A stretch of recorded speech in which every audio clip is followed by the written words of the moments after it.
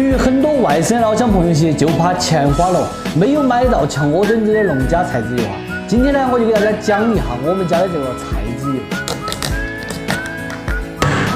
打开这个盖盖就能够闻得到扑鼻而来的香哈。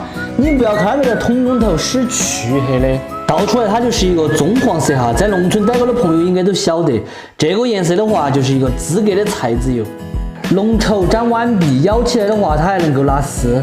最主要的就是它这个香味哈，就是我小时候吃到菜籽油炒菜的那个浓香味，浓浓的家乡味道。采用的是四川本地非转基因的油菜籽，传统速榨的，经过离心过滤和脱磷处理，保留了菜籽油的香味。但是炒菜的时候油烟很小，泡沫几乎是没有的。所以说，喜欢吃家乡菜籽油的朋友，相信我一次，这样子的一瓶呢是4.5升，下单4.5升的大瓶，都给你们安排了一个3两的试吃。从我们内江本地发货，如果说收到油吃了试吃装不满意，或者说不是我说的这个样子的，你们可以随时申请退款，我们都给大家买了运费险的。